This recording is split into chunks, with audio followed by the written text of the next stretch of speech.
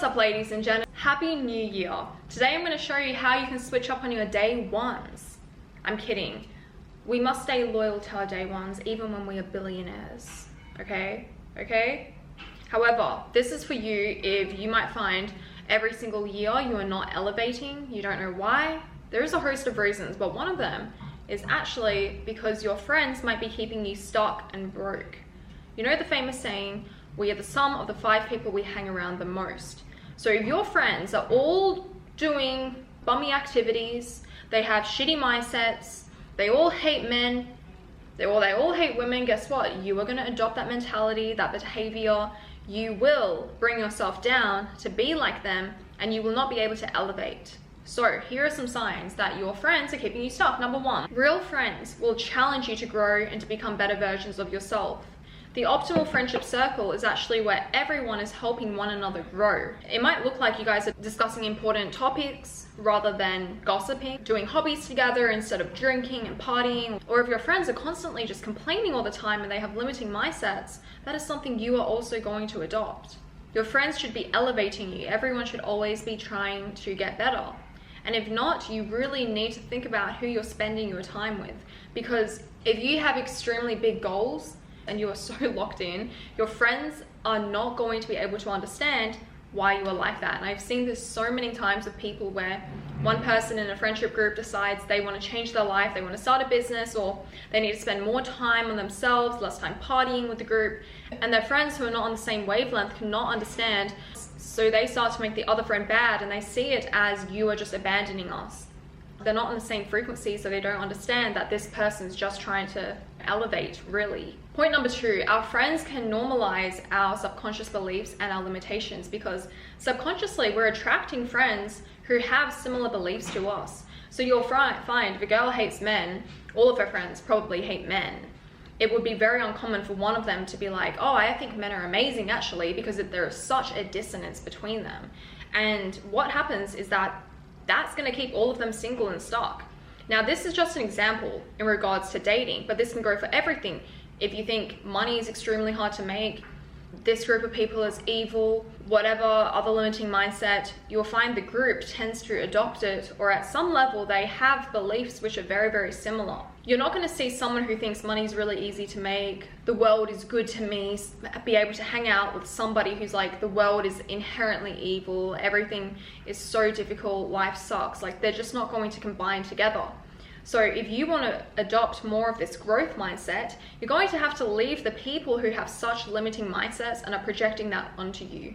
And did you know a lot of the scarcity mindset, it is so deeply rooted in our subconscious mind, which is why our friends tend to reinforce that, because we are unconsciously selecting the same friends with the same beliefs. And that's also why so many of people's New Year's resolutions fail. Because real change, it's not coming from like making a vision board to become somebody new. It's coming from consistent habits, consistent actions, and knowing where all of these subconscious beliefs are coming from, where all of your behaviors, your sabotaging patterns are originating from. I'll give you guys an example. I think last year I really leaned into a negative mindset towards the opposite gender. Cut out everyone, and I needed this. And it wasn't until I realized I was so extreme that I had to work through all these beliefs and where they came from, and I got rid of it, and now I'm very like neutral towards them.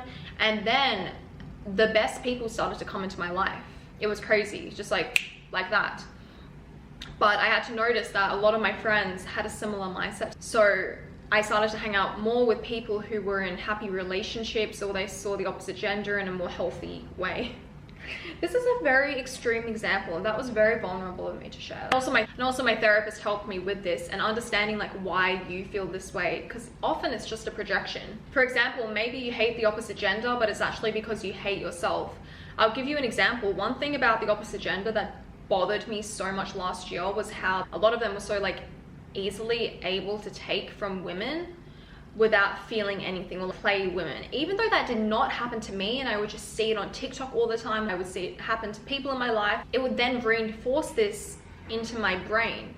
And I was talking with my therapist, and she made me realize that it was not them I hated, it was that I lacked that in myself actually, that I did not have that ability, like the opposite gender, to just take from people and not feel nothing.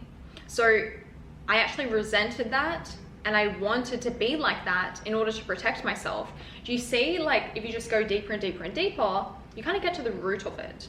And that's where therapy can really help. So thank you to BetterHelp for being the paid partner of today's video. BetterHelp is the largest online therapy service provider in the world. I have talked about them so many times. I love BetterHelp. It's super easy to get started. All you need to do is fill out a questionnaire, and usually within a couple of days, they will have paired you with a therapist for you. As always, I say therapy is like dating. You're actually incredibly lucky if you find the right therapist the first time, because you're telling them your whole life story, your fears. You need to be able to connect.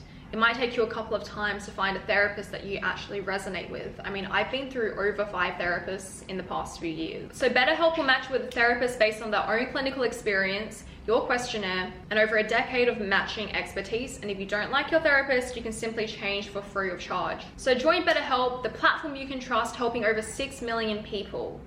All you need to do is go to my link right here and you'll get 10% off your first month of therapy with BetterHelp. Number 3, there's something called obligation spending, and it's where your friends can actually keep you broke. If you have friends who constantly are splurging and you are not at the stage in your life where you can afford to, you might be getting dragged into doing this because maybe your friends are not doing activities at home or activities that don't cost a lot. You're going to dinners, parties all the time, buying bottles, and that's just draining your funds because that is who you're hanging out with. While another friendship group may be like, hey, we don't want to spend 20K on a table this week. We want to spend like $200 and go to this conference together. Just an example. And I live in Dubai, so I see this like all the time, that a lot of these people are broke because they're spending so much money just to flex and look rich and keep up with the Joneses. And then the real rich ones, they absolutely move in silence and you don't know that they're rich. I had a friend and she wasn't really earning at the same level as the rest of the group. So what she would say to us is, can we do more activities which are not eating out, or go for a walk instead? And because we valued her as a friend, of course we would do this. So if you're someone who thinks your friend group will be reciprocative of your ideas, then I would suggest doing something that won't cost a lot of money. And if they don't want to do that, then they are not your real friends. Next, this is a point especially for my ladies. You need to think about how much emotional labor you are doing. We tend to do emotional labor, especially with our male friends, because a lot of guy friends, they can't really talk to their guy friends about their emotions, so they end up putting it on the girls. And girls, we're naturally so empathetic and caring that we want to support them. Think about how much emotional labor you're doing and how much that is taking out of your life. I used to have a lot of guy friends, and now I only have one. I have one guy friend, and for him, I will give support. And last year when I had realized this, watch this video with Helen, by the way, I completely pulled back my energy. And I can see how much these people, not even just guys, like other people who I was doing emotional labor for, they were taking so much from my life, almost draining me, that I had no time for myself. This is something I was like teaching in a coaching call yesterday. You can draw yourself, draw a stick figure, draw a vortex around you, and list out everywhere your energy is going, and then write a percentage next to it. And this is how you audit your energy and your time. And you might think, I'm actually spending so much time thinking about Ben, thinking about Bob, or like freaking out over my past, or dealing with Jamie's issues. And then you realize that is why you're drained, because you're pouring so much into your friends and other people versus yourself. It's really important, especially as we get older, that you have friends who are mature, who are able to do emotional labor themselves, and maybe you can support them sometimes. But if someone's always putting so much onto you, especially if it is not reciprocated, they've got to go. Next, it is so important that you have friends who call you out. You don't want to have friends who are just yes men, because they validate all of your behaviors even when you are wrong. In order to grow, we need to seek out criticism, constructive criticism actually. You can't be so soft that if someone criticizes you, you just crumble and go and look for someone to tell you that you are perfect and you are right, because sometimes you are not. I'll give you an example. In my first ever relationship, I genuinely, guys, I thought I was not the problem. And I blamed him for everything for years and years and years. And it wasn't until I think like maybe 2 years ago or something, I realized, after reading some of our old text messages, oh my God, I was more of a problem in this relationship than I thought. While I think he was pretty bad, I really contributed to it as well. And I was in denial of that for so long, and especially because my friends who were also in bad relationships at the time, we were just validating each other's behaviors. We'll be like, yeah, you should do that, that's right, fuck this guy. While now my friends, if I were to do that, they would call me out and be like, you're in the wrong. My friends will 100% call me out on it, and I love it, and I encourage them to do that all the time, even if it hurts. And it does hurt. It hurts to know I'm not perfect. We like to think we're perfect, right? We're not perfect. But you have to take accountability, and you have to have friends who are willing to do this for you, because it is really difficult to call someone out and to risk them getting upset and manage their emotions. It is much easier to literally just tell someone they're doing good, their decisions are right. Someone who truly cares about you is going to call you out. That's it. You want to have friends that set goals. You have collective vision as a group. Like all of my friends, we kind of know what direction we're going, and we're all going in a very similar direction where we're building businesses. We want to be locked in. We want to help each other grow and elevate and not bring one another down. So if you have friends who are so out of alignment with you, you really have to spend less time with them. You join like-minded communities. Literally just go out and seek one person that you can connect with and is on a similar wavelength, and that will change everything, because they will introduce you to even more people. So guys, I hope you enjoyed this video, and I will see you next time on my second channel. Tschüss.